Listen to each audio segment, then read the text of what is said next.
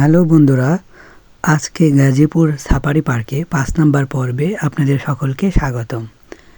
তো পার্কের ভেতরে বাম পাশে যে পাখির গ্যালারি রয়েছে সেখানে 100 টাকাতে টিকিট নেবেন। তো তারই মধ্যে রয়েছে এই মাছের অ্যাকোরিয়াম।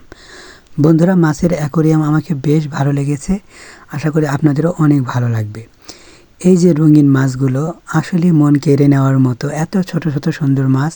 আর এই যে সাদা পাঙ্গাস মাছ, বা তারা কী যেন একটা নাম দিয়েছে, শার্কটা এরকম কিছু একটা হবে, আমার মনে নেই। বাট এই সাদা পাঙ্গাস আমি এই জন্য বলছি, যেহেতু অনেক সময় নদীর আমরা সাদা পাঙ্গাস পেয়ে থাকি, তাই বলছি আমাদের আঞ্চলিক মাছের নাম দিয়ে আপনাদেরকে বোঝানোর চেষ্টা করছি।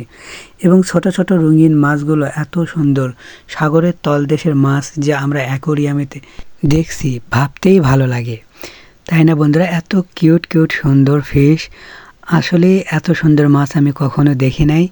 তো এখানে অ্যাকোরিয়ামে এসে বা যে কোনো অ্যাকোরিয়ামে যান না কেন, প্রায় সেম ক্যাটাগরির মাছ থাকে। এটা হলো রূপচাঁদা।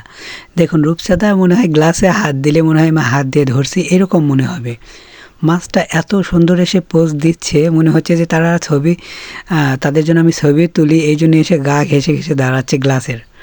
যাই হোক বন্ধুরা, এই মাছটা দেখুন, এত সুন্দর, তারা দলবদ্ধভাবে কি সুন্দর করে নাচানাচি করছে এবং সামনে আসছে যাচ্ছে, এতগুলো মানুষ দেখছে তবু তারা ভয় পাচ্ছে না। এবং গ্লাসের সামনে এসে এসে দেখুন এত সুন্দর কিউট।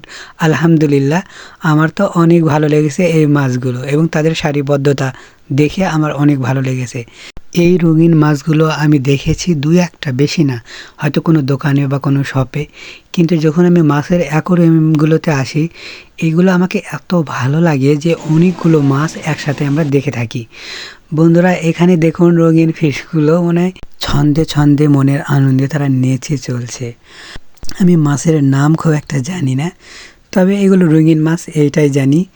এই মাছের পাখনাগুলো বা তারা যে লেজগুলো এত সুন্দর সুন্দর করে নাড়াচাড়া করে, মানে দেখতে মনে হয় এটা ভয়ঙ্কর রকমের মাছ।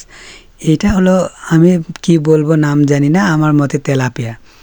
আর এটাও একটা সুন্দর বাট ভয়ঙ্কর রকমের সুন্দর, মনে হবে যেন আমাকে খেতে আসছে, বা তারা ভয়ঙ্কর রূপে তাকিয়ে রয়েছে, যুদ্ধ করার জন্য প্রস্তুত, এ টাইপের। তো যাই হোক, মাছ তো ভয়ঙ্কর এগুলো না, কারণ গ্লাসের ভেতরে রয়েছে, বা আপনার যে ক্ষতি করবে এমনটাও না।